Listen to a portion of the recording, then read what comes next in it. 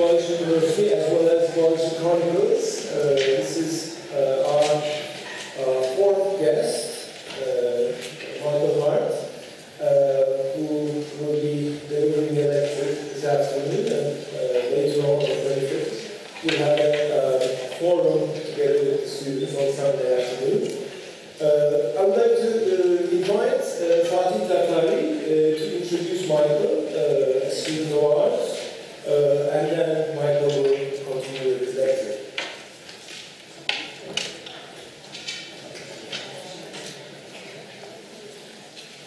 Good afternoon. It's a great pleasure to introduce Michael Hardt today. We welcome Michael Hardt in very difficult times, just 8 days after the Sol massacre, where according to official reports, 301 workers were killed.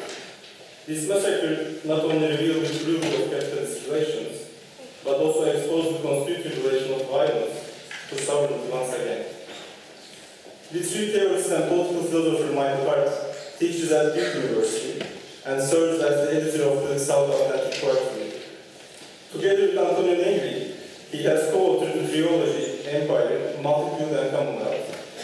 The most recent product of this more than 20 years of their collaboration is Declaration, a self-published pamphlet on the occupation movements of 2011 and 12, which argues that the contemporary social movements declare new truths and principles of democracy. In these works, Hardt and Negri invented bringing together philosophies of Marx and Spinoza, ideas of French structuralism and post-structuralism, in particular those of Michel Foucault, Gilles Deleuze, and Félix Guattari, the experiences of Italian operaismo movement, and the other globalization movements of late 90s and early 21st centuries. They rethink Marxist concepts like living labor and come up with new ones like immaterial labor in order to understand the constitution of new political subjectivities and practices. At the same time, they borrow concepts and strategies from concrete struggles. Young scholars and students like myself have taken advantage of their contributions to reread and rethink about critical and political theories in conjunction with contemporary social movements. In Empire, Hardt and Negri offer new insights on the new global form of sovereignty. The primacy they assign to the resistance with respect to sovereign power gives important clues about their theorization of political action and struggle. In Commonwealth, they theorize the common as both the precondition for and as what exceeds contemporary capitalist production. They state specters of the common appear throughout capitalist society in different forms. Here they also address the question of how to organize the common in order to actualize its radical potentiality. Not in the form of a simple answer, of course, but rather by taking into account the particularity of experiences. Finally, in Declaration, they elaborate on the desires and accomplishments of the cycle of struggles that erupted in 2011 in many parts of the world, from Tunisia to Egypt, from the United States to Greece. In particular, they analyze four subjective figures produced in the context of the current social and political crisis: the indebted, the mediatized, the securitized, and the represented. Their emphasis is on how these subjective figures assert their own power for democratic action in a cycle of rebellions and revolts created through horizontal and plural forms of organizing. Today, Michael Hardt will give a talk on the leaderless character of these recent uprisings. Where have all the leaders gone? I believe this question is also relevant to the discussions on the Gezi uprising, especially with regard to the question of its horizontal and spontaneous organization, which challenged the traditional left norms. Before I turn the floor to Michael Hardt, I want to announce that a forum will be organized on May 25th, this coming Sunday, with the participation of Michael Hardt, where the Gezi uprising and students' movements in Turkey will be discussed by university students.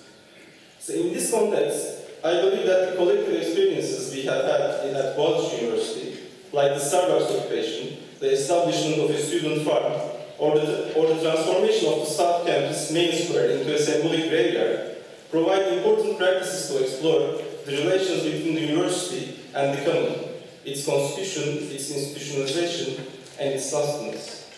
Please join me. Welcome, Michael Hardt.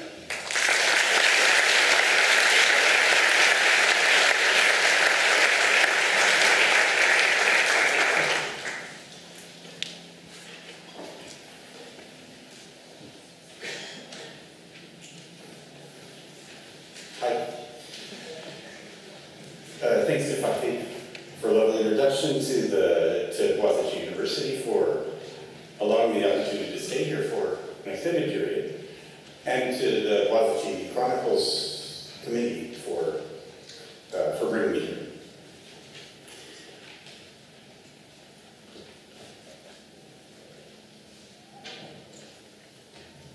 I want to start by articulating the importance of the current cycle of struggles, as well as the challenges they face. In some ways, I think that the impasse of the current cycle of struggles, of the so-called leaderless movements, poses a question of leadership. And that's what I want to finally address. But it'll take me a few minutes to get there. So I want to start by first, like I said, thinking the struggles that started in 2011 as a cycle, and then describing what I mean by that. First of all, by a cycle of struggles, what I really mean is a series of struggles that have shared aspirations and practices in a way that communicate one to the other through a logic of inspiration, even though they're all in very different social and political contexts. So as Fatih was mentioning, starting in 2011, or really even December 2010 in Tunisia, I'm thinking of struggles such as, but also including others, the uprisings in Tunisia and Egypt in January 2011, some way spreading to Spain across the Mediterranean that spring, the so-called indignados, who also camped in central squares. In many ways, in Greece, too, would fit as part of that. By the time we arrive in September of 2011, Occupy Wall Street begins in some ways a continuation of this. And I see the Gezi uprising, together with the Brazilian protests starting also last June, as a continuation of this cycle. As I said, I don't mean that they're all the same. They're certainly not all the same, and they're facing very different political contexts. But in many ways, and this is what I want to detail just briefly in a minute, is they do share many of the same political aspirations and practices. And also in subjective terms, they take inspiration one from the other. For instance, I was in Brazil, in Rio de Janeiro, in March, and activists there were explaining to me how important for them Gezi was, and that taking Turkish flags for them in Rio de Janeiro meant a continuation of the spirit of Gezi. So there's a kind of inspiration that's passed, or it sort of might be like a virus that's passed from one organism to the next across the globe. But more than that, let me give you some idea of what are substantial elements of the cycle. I think of four characteristics that are shared among them. The first that runs throughout this entire cycle of struggles for the last 3 years. The first is that these are struggles that are firmly rooted in the local territory.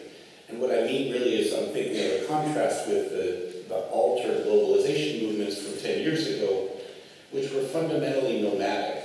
They moved from one summit meeting to the next. They went to the G8 meeting in Genoa. They went to the World Bank and IMF meeting in Washington. They moved nomadically. Instead, these struggles, starting in 2011, are sedentary.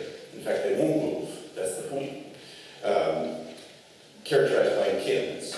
Rooted in the territory in some ways by not only the encampment itself, but also a series of what in the US were called working groups. In Spain, they were called comisiones. I think the neighborhood forums would take that place here in Istanbul, dealing with local neighborhood issues. So that's the first characteristic, how they're rooted in the territory.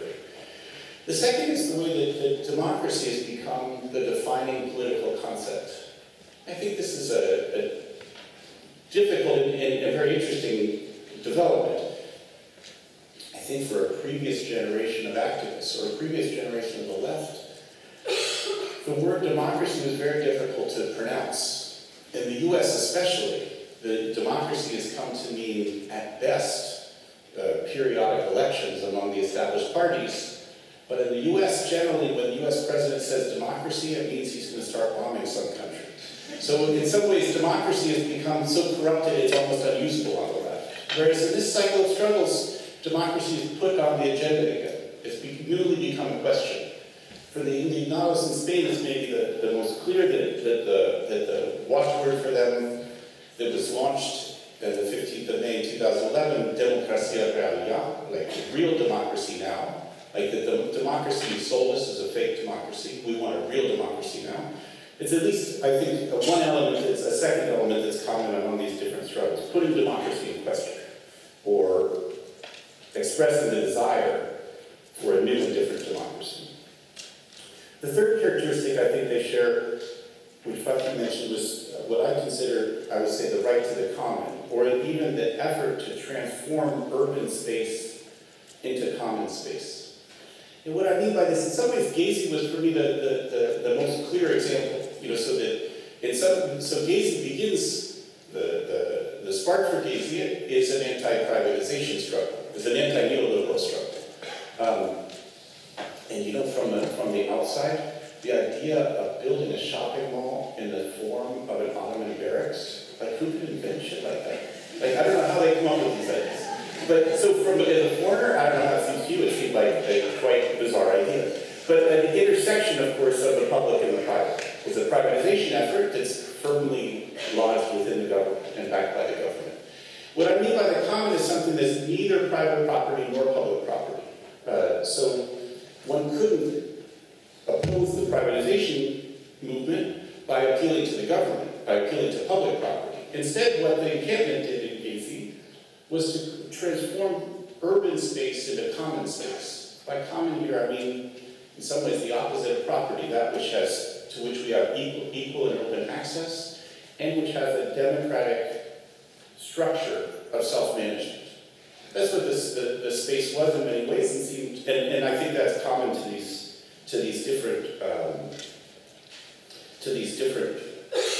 the different movements of the last 3 years. This notion of making the urban common. If this notion of the common doesn't make sense to you yet, like just think of it as rethinking the public without the state. Something like that. Okay, so the fourth one is what I want to talk about most. I think they all share what Tony, my co-author, and I would call the multitude form, but I don't have to use that term really. What I mean is a plurality, and it's often called a leaderless aspect of these movements that have been true of all the last 3 years. Like, for instance, what struck me was during the Tahrir Square encampment, during the 18 days in January of 2011, every day in the New York Times, every one of those 18 days, there was an article about who the real leaders are, either in Tahrir or behind Tahrir. Like, they assumed that there had to be a leader. Like, one day it was Al-Baradei, the Nobel in physics. Another day it was the Google executive, whose name I can't remember. A third day they invented some new leaders. What they couldn't understand is that there really were no leaders. There was instead a horizontal network of unequal organizations that were struggling, but struggling with each other in the encampment itself. This is what, like, one way I understand the term multitude. I guess in a larger sense, but this is also true of each of these struggles too, in ways in which they're multitude struggles. I think of the multitude as not a rejection of, but a rethinking of both the concept of working class and that of people. With the working class, it's really just, this is something that would have to take a different direction that I won't really talk about today, is to rethink working class in its plurality.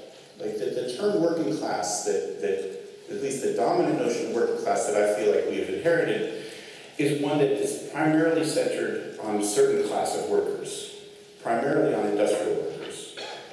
What we would have to do instead is to rethink working class in terms of all of those who are involved in productive and reproductive social production, that that's what we mean by multitude. It's a kind of expansion of, or multiplicity of, the concept of working class itself. I would say the same thing about the concept of the people. The multitude is the way meant to name the people in its plurality. That seems to me something that should be easily understood in the contemporary Turkish political discussions. Like, it seems to me that even when you put an S on the end of people and think of it as peoples, that's not yet enough for me. That would think about peoples as, it only really displaces the problem to a set of unities, like that this people plus that people plus this people. Instead, multitude is meant to think the people as an open multiplicity. In some ways, I would say that, at least as I understand it, and I'd love to hear from you about this afterwards if it's not right, or even if it is that the feminist and LGBT components in Gezi were in some ways not only insisting on, but demonstrating the multiplicity of the people.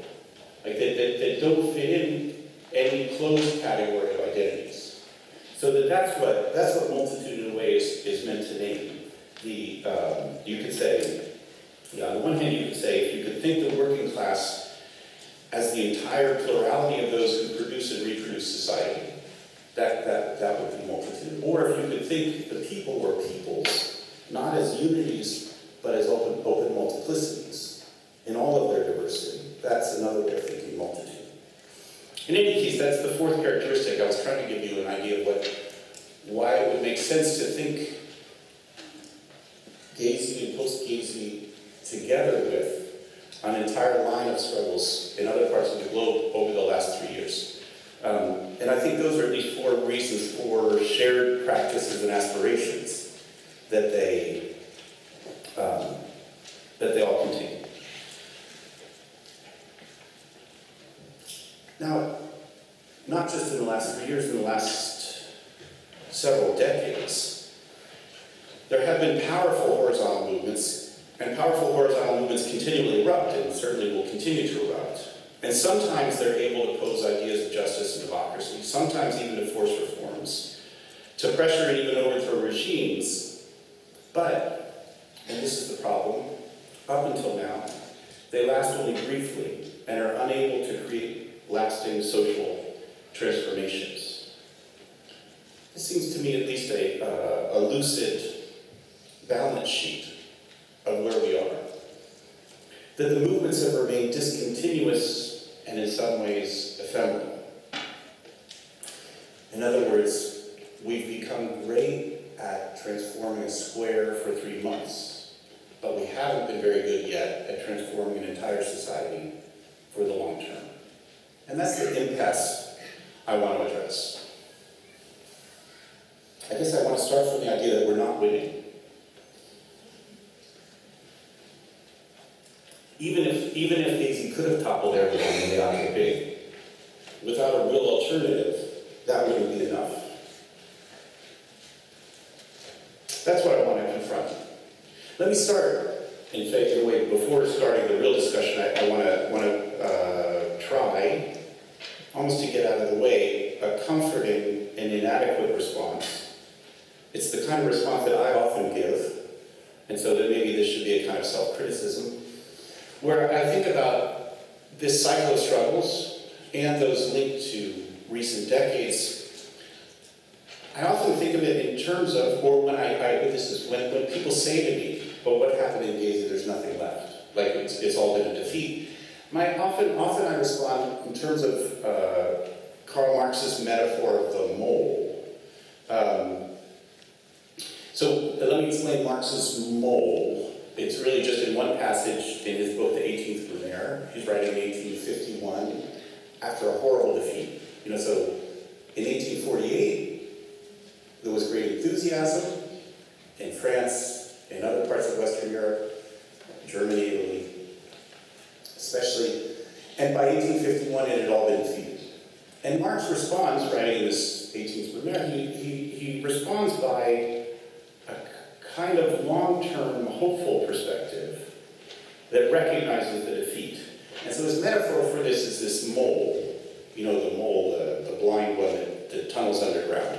And so he says that French revolutionary history of the 19th century is like a mold that you only see above ground at certain moments of revolutionary activity, say in 1789, or in 1815, or 1830, again 1848.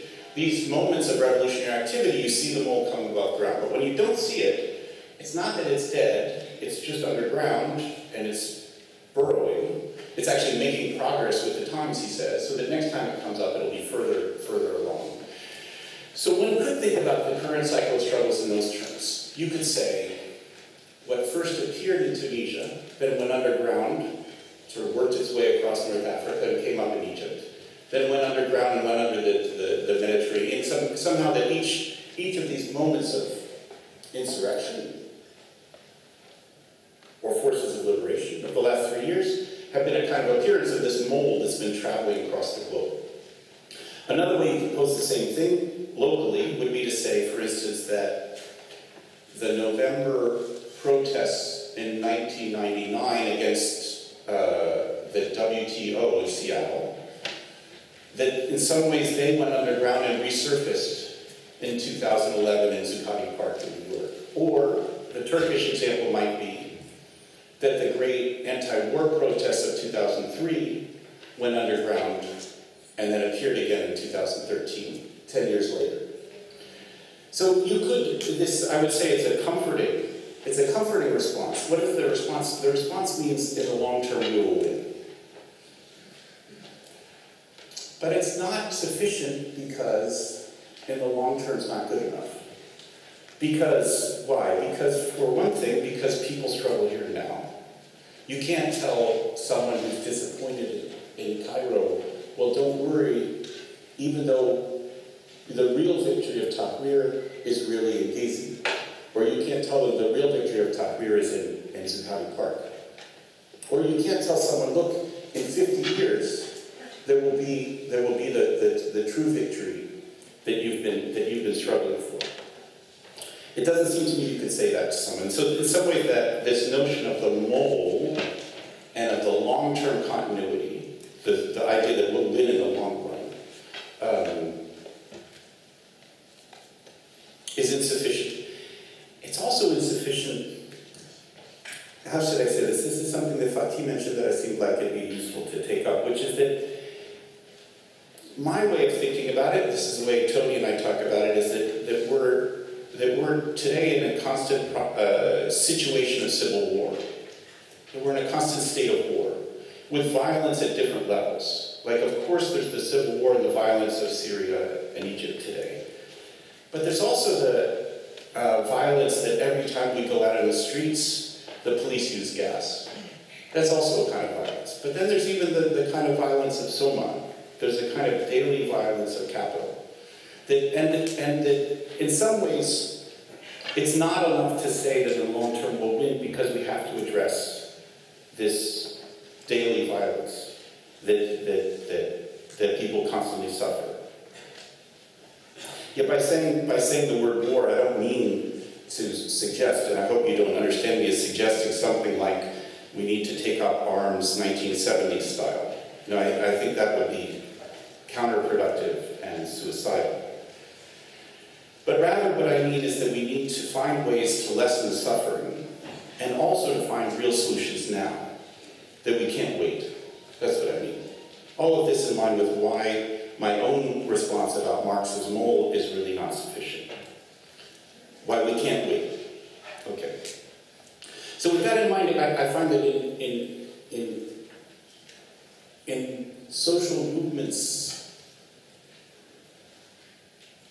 everywhere I go, let's put it that way, I was going to say everywhere, but everywhere I go, I find that that activists are faced with an apparent alternative.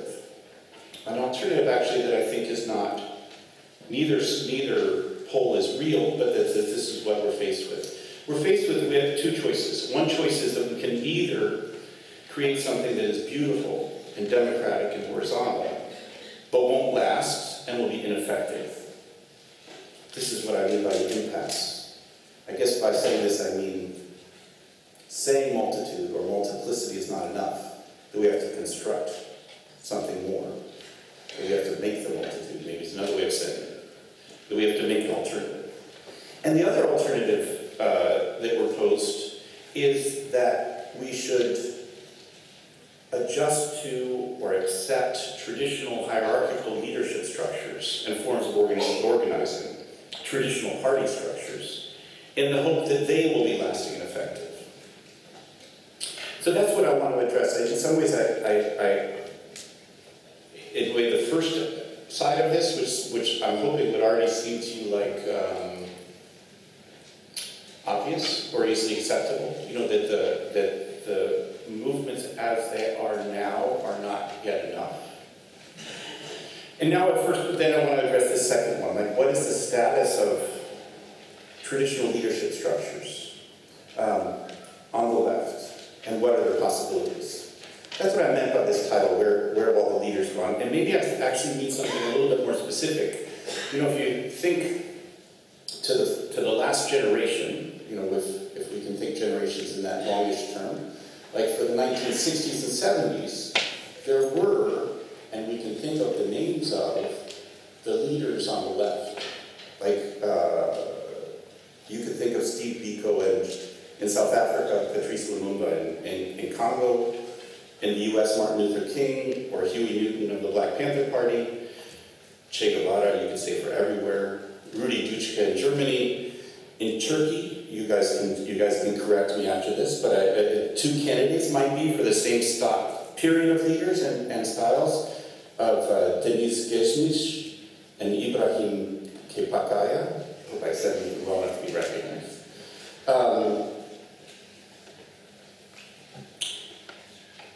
If the left was populated by these leaders 50 years ago, where are the leaders now? Or who are the leaders now? Or where have they gone? That's not just my question. Yeah, let me start looking. I want to think briefly and try to give some history of the logic of leadership on the left in the last 100 years, and then approach the contemporary situation. I think already in 1870, an element of Karl Marx's writing on the Paris Commune set the agenda, at least the terms for leadership on the left in the subsequent century. What I'm thinking of is a passage in Marx's writings on the Paris Commune, where after the Commune's defeat, you know, so Marx is greatly admiring the Commune and its democratic structures, about the daily working of the Commune, and lamenting that after a month they not only were overthrown by the French ruling class, but also murdered and exiled.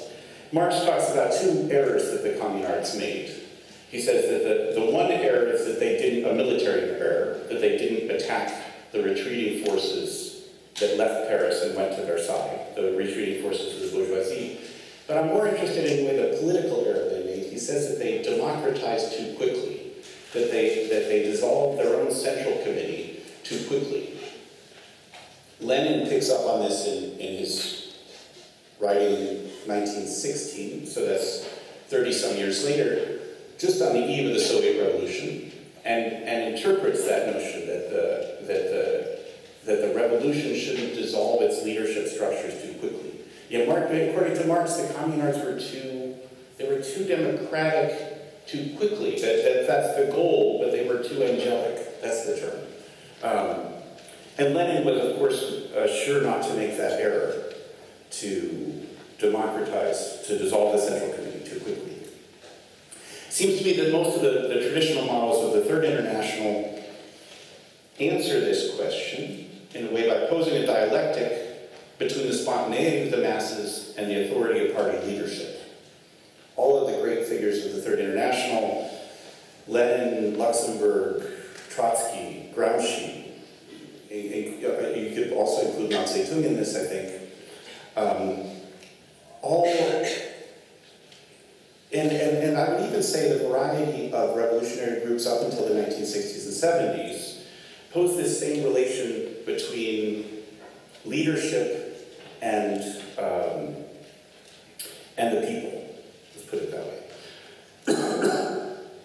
I could just give you two examples that seem representative to me, even though in their particularities.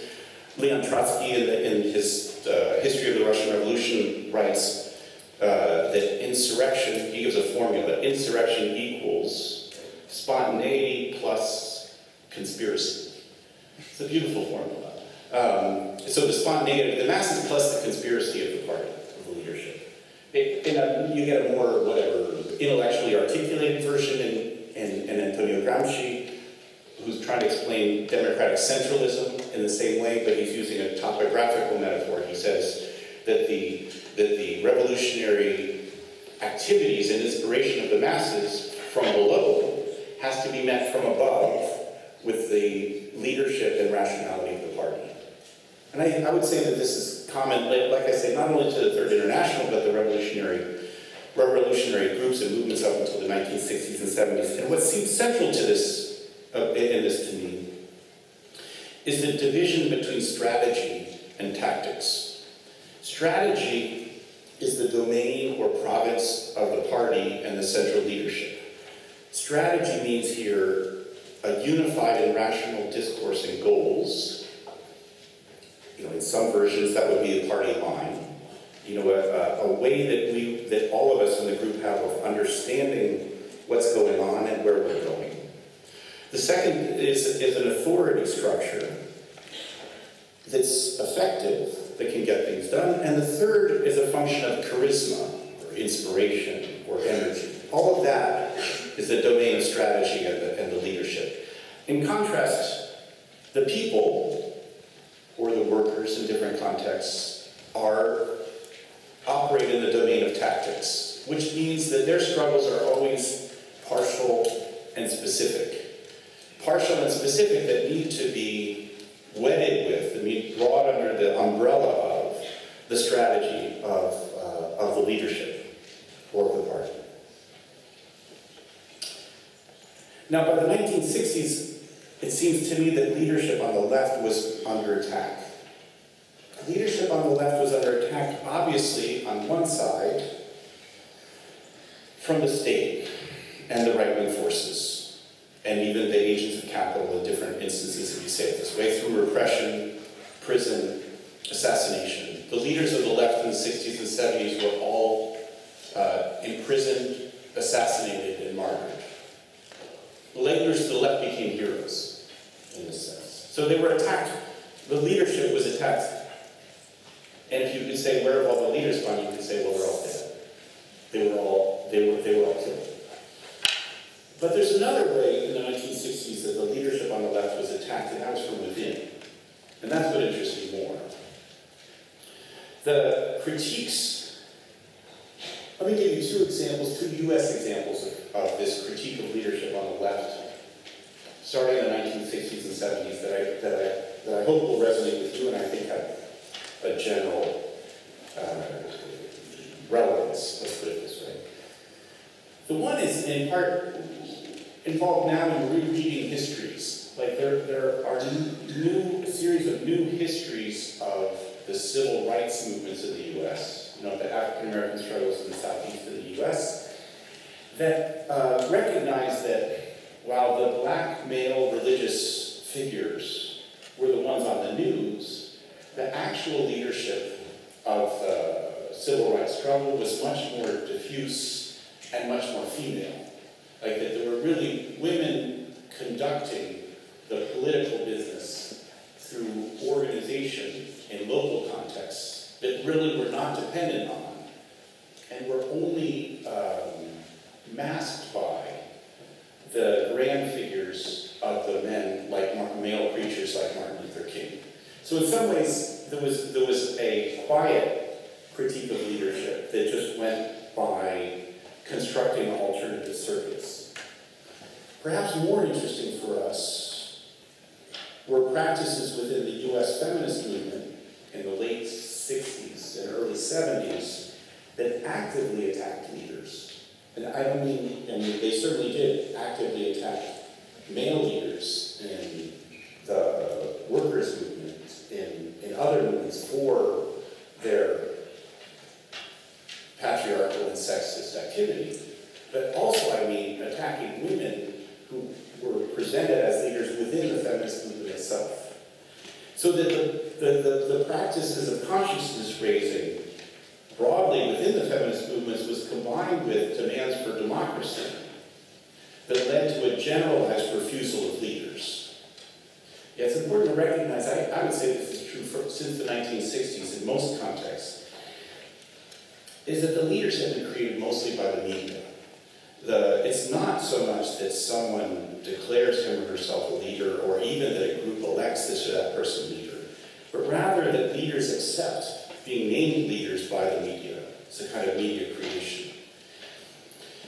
So women who accepted the media's designation of leaders within the feminist movement in the US in the 1960s and 70s, those who accepted that designation as leaders were attacked by the other women within the movement and undermined as leaders. So one maybe useful I found an essay from the time about this is by Joe Freeman, and I know I was talking the other day, an essay of hers is widely circulated recently in the social movements called The Tyranny of Structurelessness, about criticisms of structuralist movements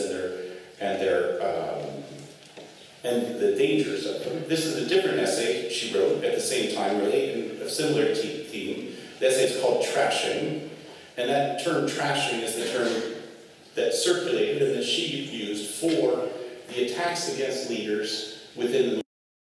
And so she explains that she allowed herself to be quoted in a newspaper article without consulting the organization she belonged to, which then made her appear as leader, and then she was attacked by the others in the group, and in some ways withdrew from the political organization at the time.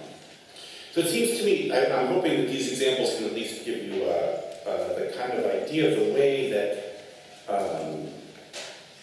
since the 60s, demands for democracy on the left, and I mean now democracy within the movements themselves, and their critiques and attacks on leaders have become generalized. Yet some of the ways this takes place today is a refusal of representation, or we might also think of it as a mandate against speaking for others. These are maybe two frames. So for instance, some of the slogans, also back to the Indignados in Spain in 2011, another of their slogans was, "You don't represent us." So that what they meant by this is not just the party in power doesn't represent us, or that the opposition doesn't represent us, like there would be some other party that represents us. No, the point was rather that representation today is impossible. No one can represent us, we can only represent ourselves. Maybe that's the way of saying it.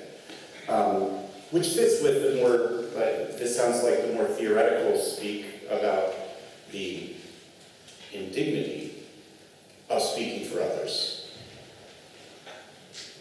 There's a Zapatista slogan about that. There's a Zapatista slogan for everything. But I can't think of it right now. But anyway, you recognize this, I hope. So then, the second answer then would be, where have all the leaders gone? We've destroyed them. Like the left has destroyed the leaders. And I think that's actually a more interesting and useful way of understanding the difference between now and the 1960s or 70s. So for this reason, among others, I would say any attempt today to return to traditional leadership forms, and to traditional party forms, I would say too, will fail. Let me just try as a parenthesis the question of how this works on the right. In some ways, it seems to me that today that one of the clearest markers of the division between the right and the left is this question of leadership. The right's very comfortable with leaders. Leaderlessness happens on the left. In fact, it would be interesting, or it would be useful to work out a typology on the right of the different kinds of right-wing movements and the structures of leadership that function within them. For instance, here's three. I bet you can think of more too. And the three already are complicated enough.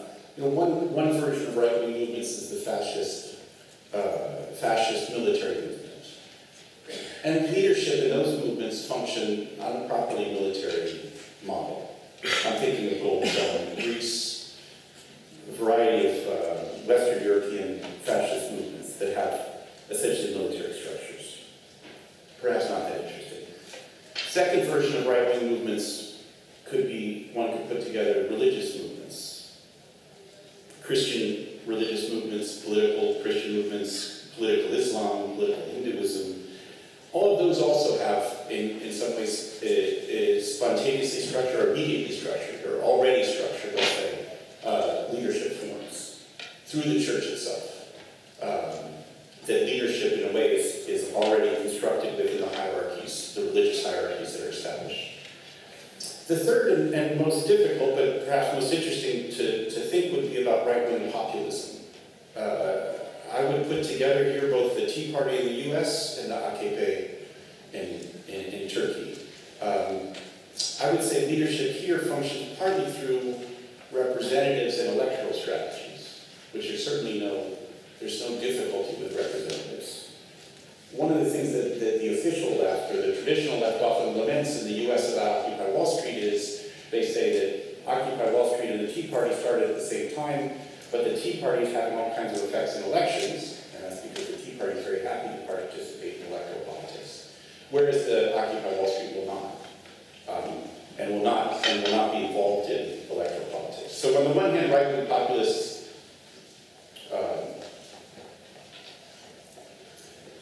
accept and even seek leadership structures in terms of representatives. Perhaps more interesting in right-wing populism is the role of money. Money is in some ways a leader. In the Tea Party in the US, of course, money functions through donors. Very rich donors who support it and even in some ways control it. You can think about elections and corruption as another way in which money functions as a leader. I would say that right-wing populist parties, it's no coincidence that they're inextricable from corruption practices as far as money and elections go. In any case, as you can recognize, that would be a very large topic to address, but in all of those, I was hoping you could see, it seems probably obvious to you, that the right wing in its various forms has no problems with leaders. Whereas, as I've been trying to describe it, the left, at least the left that I feel a part of, has had a 50-year process of the destruction of leaders from within. So here's my question. Does that mean that we're at a permanent and structural disadvantage with respect to the right? Do we suffer from self-inflicted wounds? My argument, and this is maybe the main point, I'm going to continue talking for a bit afterwards, but I think this is the main point I'm getting at, is that we need to recognize that what appears as a weakness is really a strength, or could be a strength if organized. That the left's refusal of leadership is perhaps best conceived as a revolutionary transformation that has so far been accomplished only halfway. And that we have to pursue the other half. Okay, I need to come back. What did I say?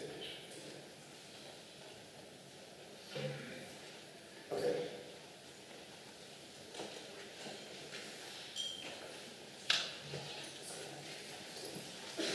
Okay, great. So,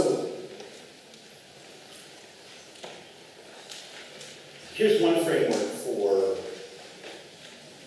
posing the question about how the refusal of leadership could be still pursued and addressed in a way that would still accomplish what leadership, traditional forms of leadership, used to do for the left. Let me start with an idea that was proposed by Mario Tronti, an Italian political theorist, in the 1960s. Mario Tronti working with the notion of workers' autonomy, so in some ways starting workers' movements that were opposing the autonomy of the workers not only from capital, but also from the leadership of the party, the Italian Communist Party, and the major trade unions. So that this notion of, you could call it democratic autonomy, was what he was pursuing. And one of the elements he posed for this was what he conceived as an inversion of strategy and tactics. So, as I said, and this is the way he was conceiving it too, previously, the Third International, and I was trying to generalize it to the left as a whole, had viewed strategy as the province of the party, or centralized leadership. Strategy here meaning, yes, rational pursuit of long-term goals, authority structures that are effective, and even the charisma and inspiration, enthusiasm of the party. That had been thought of as this province of leadership and the party, and tactics had instead been the element of the people. So what he's thinking of here is an inversion in the way that strategy could now be the province or the duty or the task assigned to the multitude itself. Like that the multitude would have to be able to guarantee long-term goals and rationality, and to be able to enact effective structures of action. And instead then, tactics would be the province of leadership.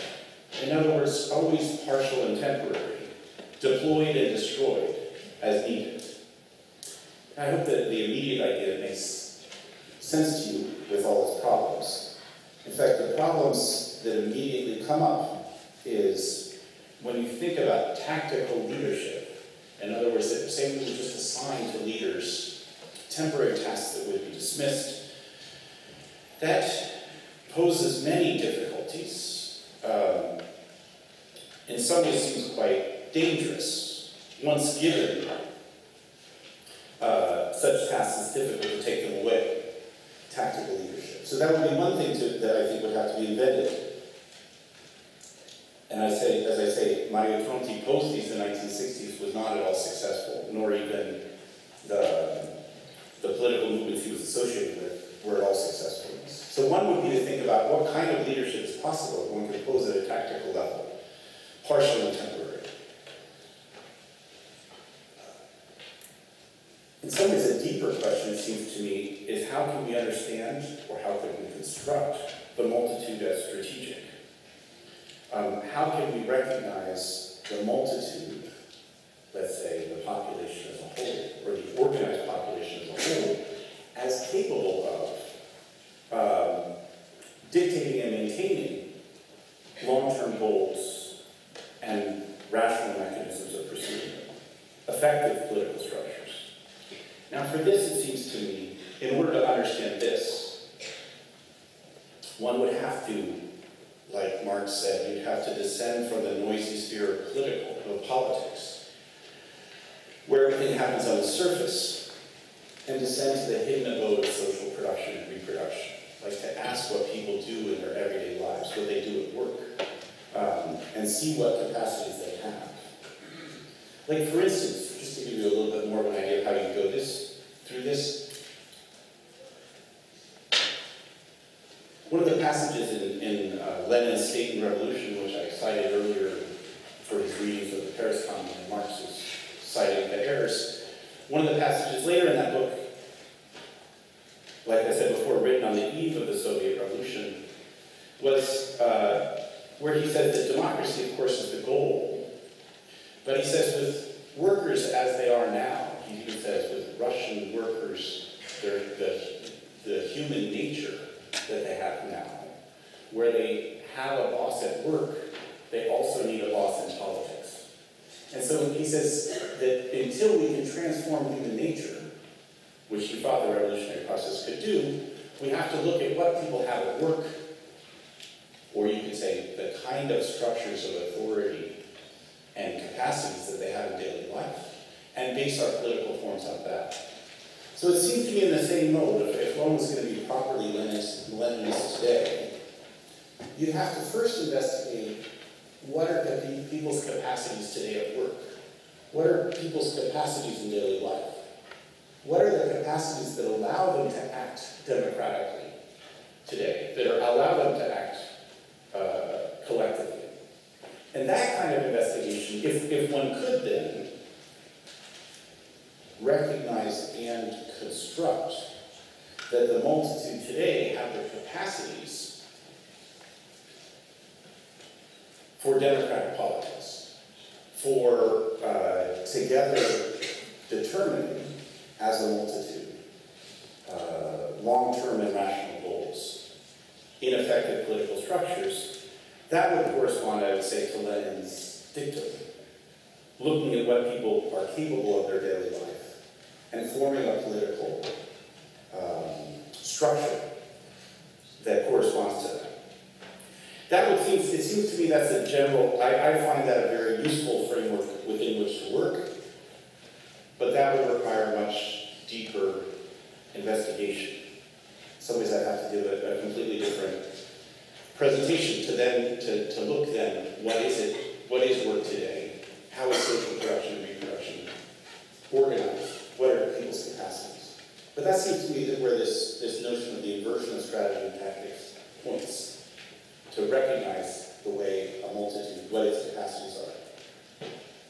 Let me try just one other version of this same notion. I think it's another version of the inversion of strategy and tactics that might seem more immediate politically and might seem more useful and comprehensible. It seems to me today there are two temptations, neither of which seems sufficient. Let's say two temptations recognizing the impasse of the movements. I hope you were at least willing to accept before, but then at least know what I meant by the impasse of the movements, and if you don't think it's right, that would be another thing to talk about. But anyway, recognizing the impasse, there's certainly on one hand the temptation of what I would call exodus. What I mean by exodus here is the kind of minority experiences where we say, aren't we all beautiful, and isn't it beautiful that we're all together? The creation of small spaces of isolation. The second temptation, and I think is equally problematic, is the temptation of what they used to call the long march through the institutions. In other words, entering into the established political institutions, the established political structures, with the hope of transforming them from within. I think that most often that long march through the institutions ends up getting lost in the institutions and ends up just to them. So in that context of these two temptations, which seem to be equally problematic, an inversion of strategy and tactics in this regard means posing the autonomy of social forces as strategy and maintaining a tactics of an antagonistic engagement with the existing institutions and parties. Using them, moving them, transforming them, but without ever believing they will save us. That would be another version of the inversion of strategy and tactics. A kind of, what I'm calling antagonistic engagement with the institutions. That too, of course, would require a multitude capable of strategy. It would require first, I guess, verifying and even maybe creating that a multitude structure is capable of maintaining political action. Okay. Let me come back to the question of leadership, just to pose what seems to me the central point. If I return to leadership, I would say, in some ways I think my title for today was misleading. Like the title, Where Have All the Leaders Gone, could pose to you, and I assume might have posed to you the idea of, oh, Michael wants leaders. Or, where have all the leaders gone Michael lament? Maybe we could get them back, like convince them to come back. Or, I don't know, offer them tickets. So it seems to me that leadership on the left has been refused for good reasons. And that what looks now like a disadvantage must be transformed into a strength. That what looks now like a disadvantage on the left are self-inflicted wounds of the continual destruction of leadership within the left. Can be and has to be transformed into a strength, and that the acceptance of leadership on the right, this would be the corollary of that, will in the end turn out to be disadvantaged for this. Okay, this isn't the kind of lecture, unfortunately, that can end with an inspiring finale. It seems to me that the times don't really allow for that. We're in a moment when we need to recognize and consolidate the extraordinary wealth of the struggles of the past years. The wealth, I would say, of the social terrain, the wealth of the multitude. We need to consolidate that wealth and transform that wealth into a new and lasting power, a new social relation. That's the task, it seems to me, we're facing today. All I have, in some ways, are general ideas for a framework in which that might be possible.